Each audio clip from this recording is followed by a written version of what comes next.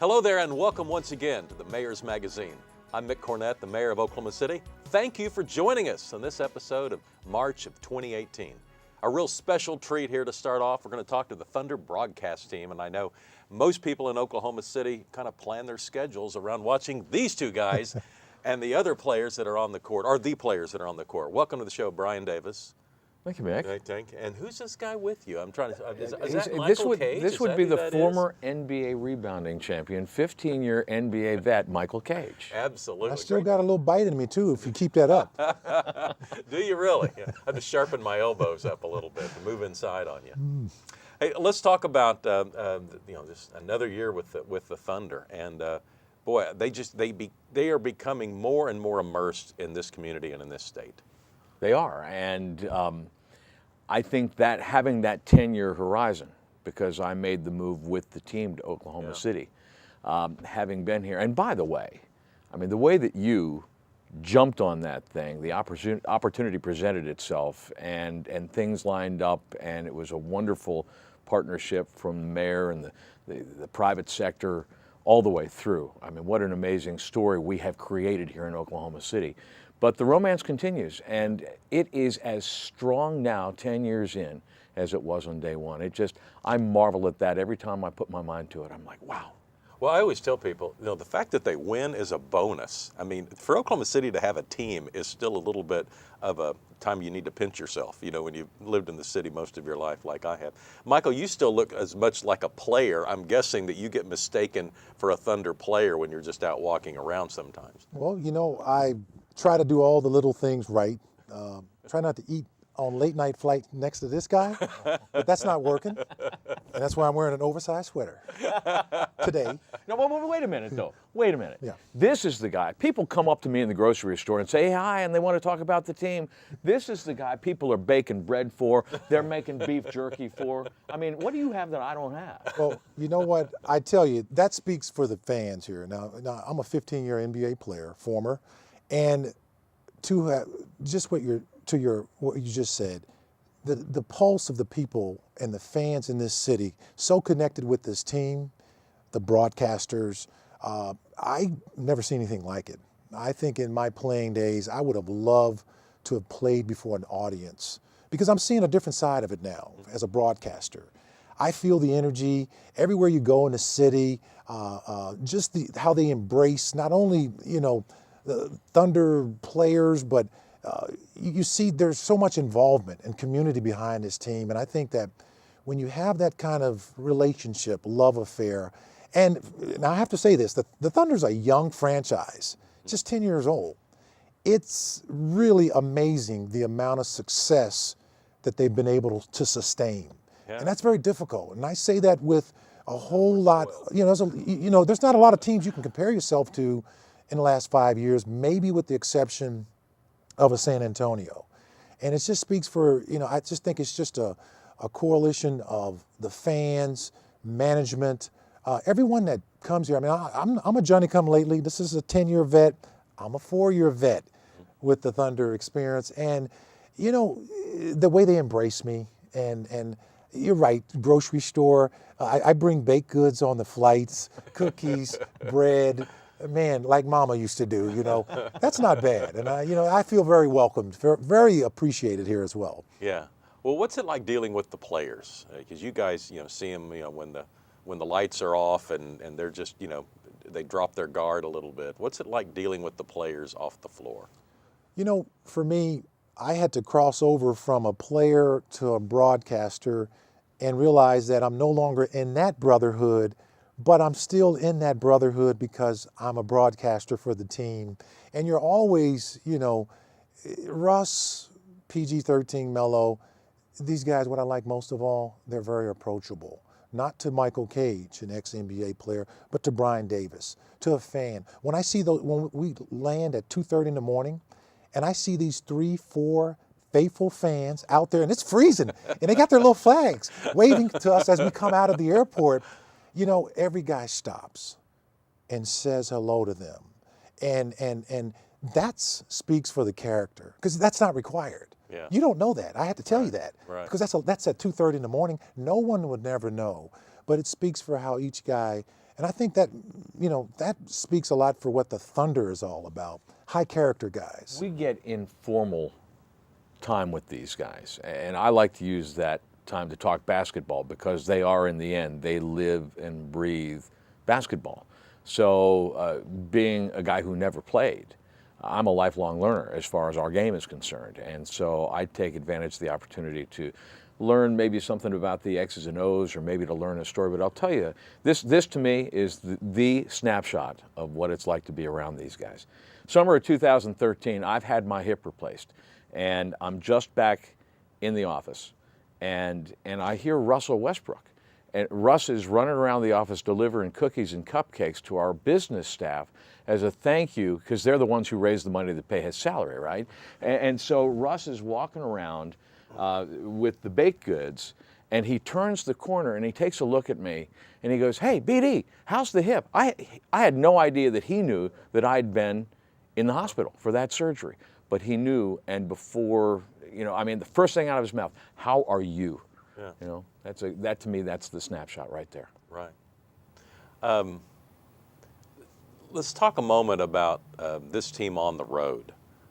When the players, are they studying while they're on the plane? Do they have things to study? Do they have things to look at, or can they close their eyes and listen to some music, and then those things are saved for meetings and other pregame preparation? What's it like on the I airplane? think it depends on the player, right? I mean, there are some guys that will have the iPads out, or every now and then you'll see a guy come back and sit down in the section where the coaches sit and get with an assistant coach and look over some video. But I think it varies.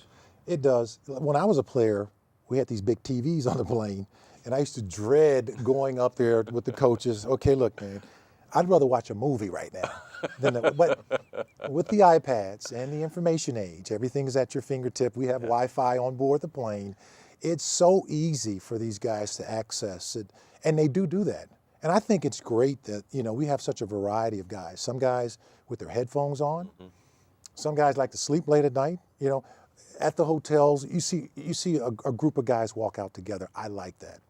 You always see, they're good friends, and you can tell that there are relationships that exist with these guys, and they have fun. They give the rookies, they do the rookie thing, like with, Terrence Ferguson's rookie year this year.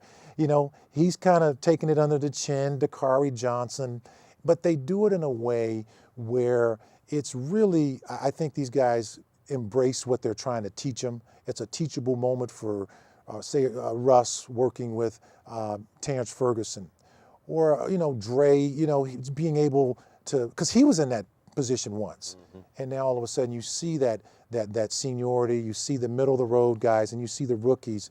They all get along, and you can see that exists with the coaching staff too, because they're joking and shooting with the coaching staff. And almost like they're getting ready to play one-on-one after practices, a lot of times. To give you an idea, though, of how the team has evolved, and Michael's right, now you'll see a group of guys headed out for dinner. Remember how young our team was that first season, 08, 09? Back then, the guys didn't go out. They went to their rooms and played video games. So there's been a maturation process as well. Well, they have a little more money now, too. Yeah, right, that too. Yeah. Well, Michael, when you're going over through the iPad and you're looking at tape or whatever it is, the digital video, are you looking more time at your position? Are you looking at yourself, or are you looking at your next opponent and maybe specific matchups that you're going to take on? Well, I think it's a little bit of both. You kind of, because the coaching staff are quick to point out, hey, look, I'm going to send something over to you. That's the age we live in, and I want you to take a look at it. And that's a play maybe specific to what you did or did not do in last night's game. And then it could be, hey, next opponent, playoffs, I'm just throwing a team out there. Say it's Houston. Mm-hmm. And they say, hey, take a look at what a Clint Capella does, or what are the tendencies of a James Harden? How can you help Russ, and vice versa? Because Russ is looking at film. How can you help Steven Adams with Clint Capella? And I like that. And it's real quick. It's not like they're sitting there, chewing on it for the whole flight. It's a quick little thing, because that's how these guys are these days. We were slow and methodical, but the players today give it to me. and get out. So you just know that, and the coaches know that too. Tell me what you want me to know. That's but right. Don't tell me over and over and over again. Absolutely. Brian, you talked a little bit about kind of the community. What about the fans during the game? It just seems like the fans may be a little bit more into it than other fans in other arenas. They are, and in the early days, what I used to tell people when folks from around the country and around the association would ask about the experience in Oklahoma City, I think there was a common perception, and it was accurate, that this was kind of a college environment writ large. That you would find the same environment at Chesapeake Arena that you did at Stillwater or Norman on a game night, and I like that, and that was said in a complimentary way. What has changed a little bit, I'll use the word maturation again. What has changed a little bit is our fans have become more knowledgeable about the game, and with the success that we've enjoyed, with the 4 trips to the conference finals and 5 division championships, there's a certain expectation. Sustained success raises the bar, and so now our fans look at the game through slightly different lenses, and I find that there is a higher degree of expectation, which is why the beginning of this season was difficult for a lot of people. But we're all wired to want to win that night. Right. But when you make the changes that management did with this roster, you had to expect that it was going to be, I thought it would be a 20 or 25 game process, but with the shorter training camp and the shorter preseason, it turned into a 35 or 40 game process. But I'll tell you something, right now, and I know I'm kind of digressing here a little bit, but I talk to scouts around the league and other coaches, members of other coaching staffs around the league, and I'm telling you, to a man, what I'm hearing and what I've been hearing for a long time is nobody, the issues that we've kind of worked our way through this season to this point, nobody is going to want to see Oklahoma City in the playoffs. Yeah. You and look that'll at get the math, fans happy. because the best teams have struggled against the Thunder. That's exactly right. Let's spend a moment talking about Andre Roberson, because his status seems pretty much set at this point. That is a pretty horrific injury. This team found out it kind of needed Andre more than maybe they thought it did. I remember last summer there were people whose opinion I acknowledged just knew something. They didn't know if we needed him or not. And boy, has that opinion changed. I don't hear anybody say now that we don't miss him now that he's out of the lineup. What do we miss? I think, and Michael, I'd like to kind of let you run with this, but I'll speak to it in this. About a minute 15 left. We are privileged in our position to be able to see the nuance of the game. And so when people would say that to me, I would just very nicely look at them and say, I'm sorry, but you just don't know what you're talking about. Yeah, absolutely. And Dre does a lot of little things out there on the floor that never show up on the stat sheets. And I got to put Steven Adams in that category too. And when I'm watching the game from a broadcaster's perspective, I'm saying to myself, okay, Dre's ability to run from the 3-point line and go get a defensive rebound, only a few guys would do that because they just won't waste that kind of energy. Most of them want to take off and get in the offense in transition. Mm-hmm. Dre does the little things, his help defense, just his presence on the court because he's got length. He's been blessed with length and size. And when that's missing on the floor, you're looking around and all of a sudden, a pass get through that didn't used to get through, and it's hurting you now. And you can't figure out why. That's why Dre was. Well, and one of the good things to back him up is all this data that's now available, on how much this unit, how many offensive points they produced, how many defensive points they give up. The plus-minus system is pretty basic. It gets a lot more intricate than that. Yes. But all of those kind of expose Andre Roberson's assets, because the numbers don't lie. And yet and still, this team has got a long period of time with which to adapt. And I will leave you with this. Don't count us out. You may get your parade yet. All right. That would be fun. Well, this is our March edition of the Mayor's Magazine, and of course the playoffs are coming up in April, and it'll be fun to watch how far the Thunder get this year. And one thing's for sure, I know all of the fans out there watching this show have a lot of overlapping interest into the Oklahoma City Thunder. And let's thank Brian Davis and Michael Cage for coming on the show. Thanks, Thank you Mr. all Mayor. very much. You're so welcome. We'll have more after this. Hi, I'm Frank Barnes, Emergency Manager for the City of Oklahoma City. The city has a new tornado siren policy. What does that mean to you? It means when you hear the tornado sirens, a tornado threat is nearby. You need to immediately take shelter and then seek more information about the tornado threat. Remember, the city does not sound an all clear. If you hear the tornado sirens more than once, it means a new tornado threat has been identified and is nearby. For more information, visit the city's website at okc.gov. Here's to the things that can keep us safe. Those we use all the time with hardly a thought. Those that are silently standing by to save our lives. And now, those that we carry with us everywhere we go. Many mobile devices will now bring you wireless emergency alerts, real-time information directly from local sources you know and trust. With the unique sound and vibration, you'll be in the know wherever you are. That's a wrap, Rumble.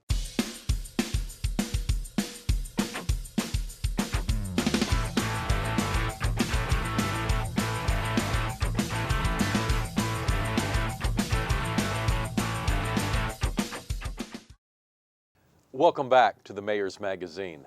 In this segment, we're going to visit with Scott Booker, a man that wears many hats. First of all, he's the Executive Director and CEO of ACM at UCO. That's the School of Rock that's in Bricktown. And he's also the manager of the Flaming Lips, among other things. Very involved in the music scene. Scott, welcome back to the Mayor's Magazine. Thanks a lot for having me. I'm excited to be here. Well, let's talk about this is your last one. It is, yeah. What do you think? We're going to miss you.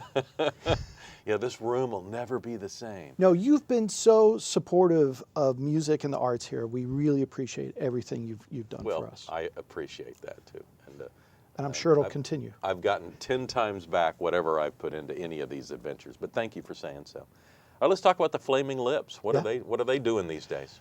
Well, you know, the Lips are always busy, and we've got some shows we'll be doing this year. I don't think anything in Oklahoma. We'll probably wait a little bit longer for that, but we'll be touring throughout the U.S. and Europe.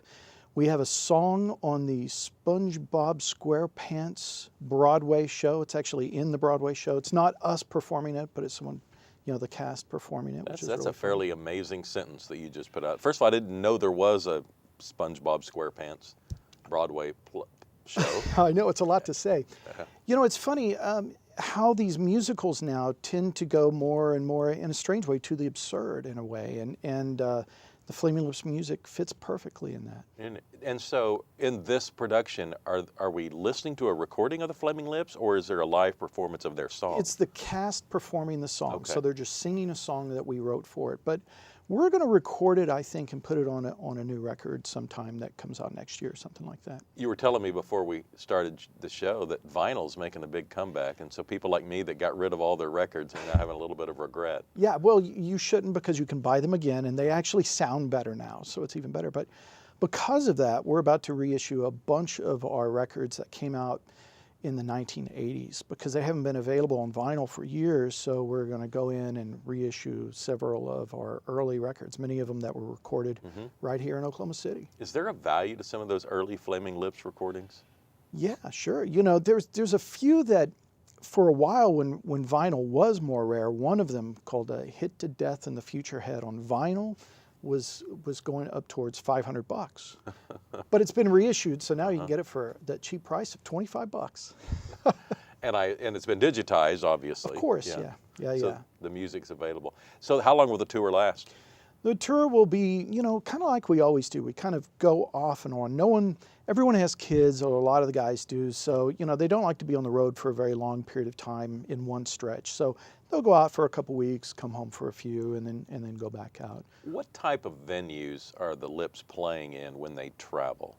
Well, you know, these days we tend to headline a lot of festivals, because our show really, you know, it's big and bombastic, and people love that at festivals. It's a live show. Well, totally, you know, and we play a lot of venues like the Criterion down the street. You know, last time we played here, we played at the Criterion, and we play a lot of venues around that size. You know, it just depends on the city and the market and how many people are fans there. Not doing casino work? We'll save that for a decade 40, I think. And new music, the boys still writing? Yeah, well, actually, they're working on new songs right now. The other thing we are putting out this year, I just remembered, is a greatest hits album, which will be the first one we've ever done. So 11 tracks that you've heard a million times, Uh-huh. might not even realize it. You know, we have songs like the Yeah Yeah Yeah song that Sure.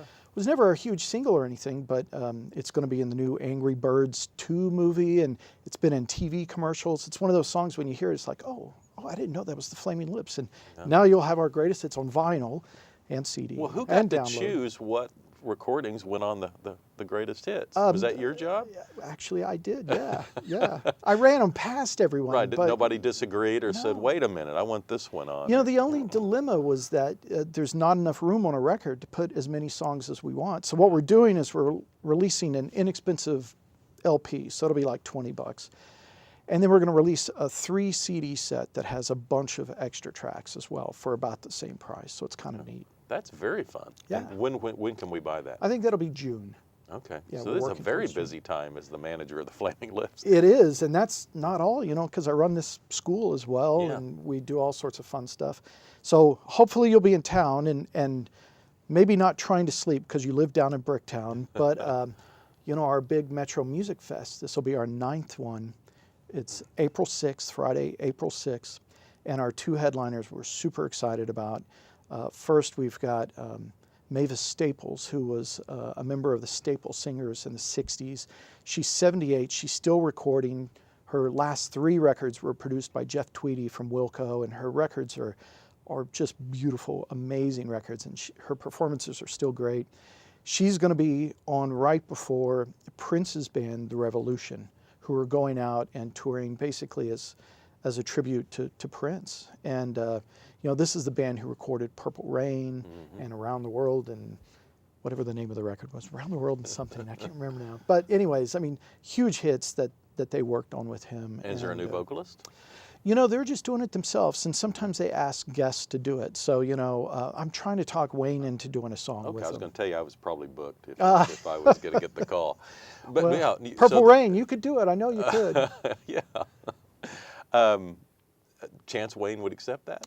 I don't know. You know, I mentioned it to him. I said, you know, it'd be really cool for you to do that. And he's like, oh my gosh, that's Prince's band. I can't try to sing like Prince, you know. So he seemed a little nervous about it. Yeah. Well, I can understand. Yeah. That's Maybe those are if big everyone shoes. tweets him and says, hey, you should do something. Well, dare him, double dog dare him into doing it. That'll probably work.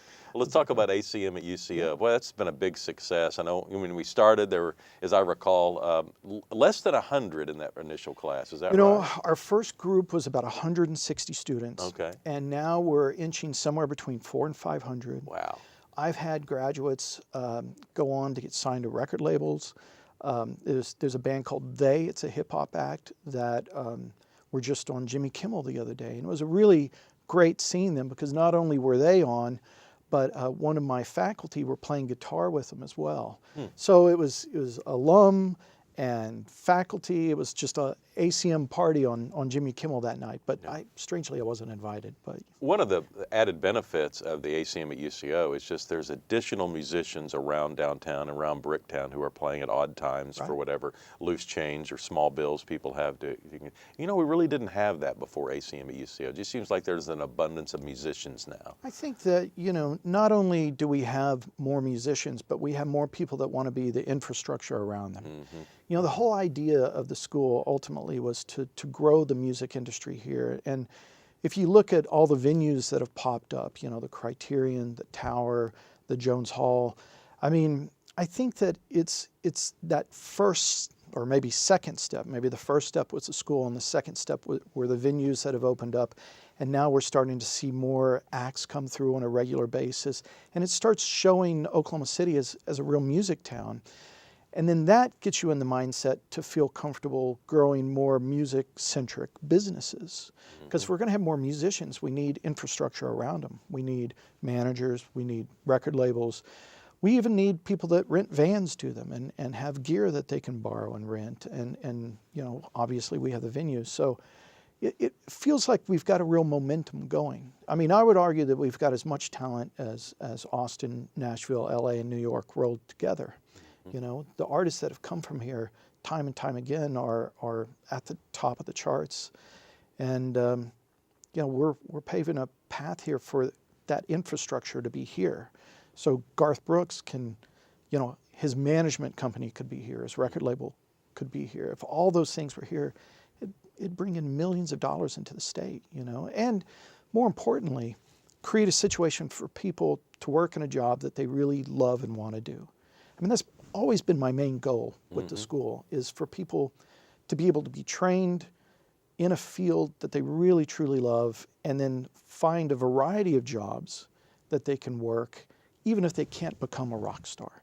Only a third of our students are performance majors, and the rest are production or just straight music business. Give me an example of some of the class loads that an incoming freshman would take. What type of classes by title? Well, you know, it's interesting. We've changed the titles a few times, but you know, a lot of them are really simple, like Intro to Music Business. Every student takes that.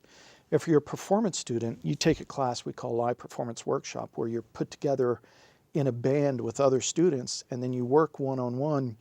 There's one professor who works with you, and you run through songs and you learn how to be a band. Because a lot of people, they might be great musicians, but they might not have ever played with other great musicians. Yeah. You know, so this is a situation we put them in. And then we have classes that teach the production students how to use certain software like Pro Tools or Logic or Ableton that everyone pretty much uses to record now. So your first year you come in, and what's great about our program is you come in and you immediately take the classes you're interested in. It's kind of reversed. You get an associate's degree with only 16 hours of general ed. And then when you work on the second half, which would be your bachelor's, that's when you take more of the, you know, Comp 2 and higher level math classes and things like that. So you really enter straight into your field, and then you take more of the general ed later on, and then the higher level classes in what particular area you're studying. Occasionally I'll hear of a big name musician who just comes by to talk to students. So drop some names that have visited. Well, you know, we call these master classes, and the first one we had was with Roger Daltrey from The Who, which was frightening. That's because, pretty amazing. I mean, I'm doing the same thing you are now. I mean, I interview this guy, and he's a hero of mine. But the worst part, his manager said, you know, he might change his mind on his way there. And I'm like, so I actually had Wayne in the audience in case he didn't show up. I'd be like, and our secret guest is Wayne, you know. But I've had Jackson Brown, Nile Rodgers from the band Chic, who's recently produced bands like Daft Punk, and he produced David Bowie's Let's Dance record. I'd love to get Wanda Jackson to come in and visit with my students. She just put out a biography, or an autobiography, so I'm working with her. Jim James from the band My Morning Jacket. I brought in the president of Warner Brothers Records, Livia Tortella. The guy who managed Nirvana and was Led Zeppelin's publicist, he came in and spoke to the students. So I try to have music business professionals, but also the musicians. And most of the time, these are open to the public. There's only been a couple where they wouldn't allow the public because they were, I don't know, maybe they were nervous about it or whatever. But most of the time, we put it up on our Facebook or our website pages and let people know that they're welcome to come see this as well. All right, let me give the details of the Metro Fest that's coming up. It's April 6th. In Bricktown, and I guess throughout downtown, or just Bricktown? Just Bricktown. We have about 12 stages throughout Bricktown, and we'll have about 60 bands affiliated with us, plus our headliners performing. On that one day? On that one day. 60 bands. It'll start around, that's why we have 12 stages. It'll start around 5, and we go late into the night, so, you know, you'll have to come check us out.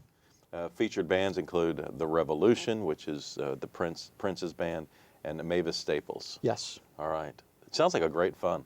9th Metro Music Fest, and if it weren't for Scott Booker, hardly any of this would be happening. So thanks for what you're doing to the music scene. Tell Wayne and the boys hello, and I hope they enjoy their tour. Thank you very much. Thanks for having us. And that's going to do it for this week's edition, or this month's edition of the Mayor's Magazine. This is usually when I invite you back to next month's show, and you might come back, but I won't be here. We'll have a new mayor and plans announced at some point in the future about what sort of audio and visual offerings will be coming from the mayor's office. But I've enjoyed the last 14 years, and thanks for all those episodes in the Mayor's Magazine that you've watched, and I've really appreciated being your mayor. So thanks for all the votes, and thanks for all the smiles. I'll see you down the line.